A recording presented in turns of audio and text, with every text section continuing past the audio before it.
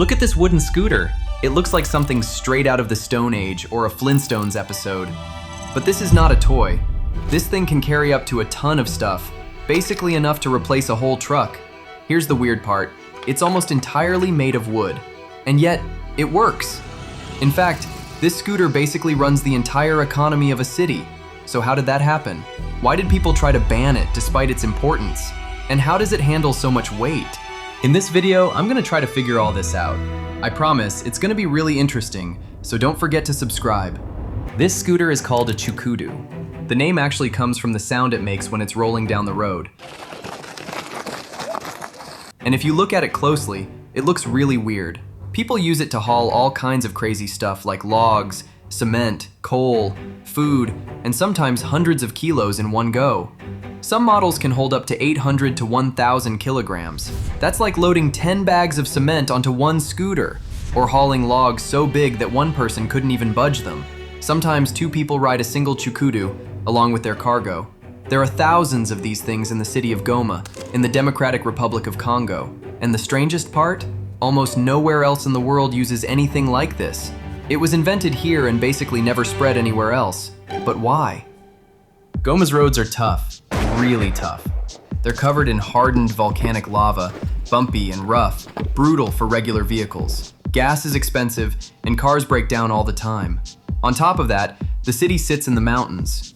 Now, if you've ever ridden a bike or a scooter uphill, you know how hard that is.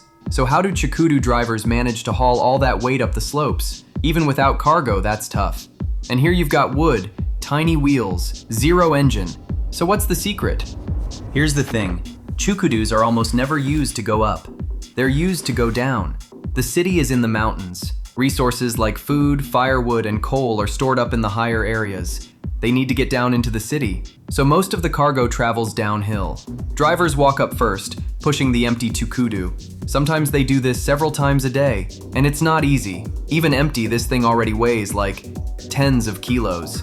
Sometimes they hitch a ride behind a moped to get back up faster. Then at the top, they load everything up and ride down with the cargo. So yeah, gravity's basically doing most of the work here, literally. But if that was all there was to it, any old scooter could do the job, and that's where it gets really interesting. It all comes down to how the chukudu is built. The angled frame just spreads the weight out. The center of gravity is positioned so the whole thing doesn't tip over when loaded. The wheels are small but strong. They're carved from hardwood and reinforced with rubber. That design is precisely what lets them carry so much weight. Craftsmen carve the wheels from solid wood, sometimes using nothing but a single machete. They punch the hole with a nail. They shape the wheel by spinning it and shaving it down with a knife. Almost everything is done by eye. Chukudus are also customized for different jobs. Hauling firewood? Add special holes to strap the logs down. Other cargo? Attach baskets or reinforce the frame. The simplicity of the design is actually what makes it so reliable. There's almost nothing on it that can break. And if something does break, you can fix it right there on the spot. One chukudu can last 2 to 3 years, even under constant heavy use. But there's one more reason people keep choosing the chukudu over and over again. Money. One chukudu costs around $100, but it can earn a driver $10 to $15 a day. In a region where a lot of people live on just a couple of dollars, being a chukudu driver is actually a pretty good living. Drivers are called chukuders, and many have been doing it for years. Shop owners usually go for chukudu drivers instead of mopeds or trucks. A normal delivery might cost like $5. This thing does it for $2. Some guys run it multiple times a day, moving hundreds of kilos each time. It's the cheapest form of transport in the city, by far. So if it's this important to the economy, why did people try to ban it? Over time, the chukudu became part of the city's identity.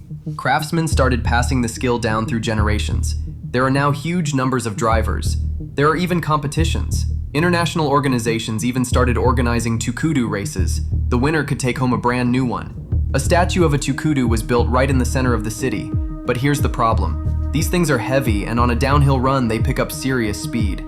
On narrow streets, surrounded by people and cars, that's dangerous. At that weight, one mistake means a bad accident. And what about brakes? Just your foot pressing on the wheel. So the authorities tried to ban chukudus from the city center. That triggered protests. Because without the chukudu, the city simply stops working. The ban was lifted. And that's maybe the most interesting thing about this whole story. A wooden scooter that looks like it belongs in the Stone Age built a system that perfectly solves the problems of its city. So in my opinion, that kind of simplicity is right on the edge of genius. Thanks for watching. Don't forget to subscribe.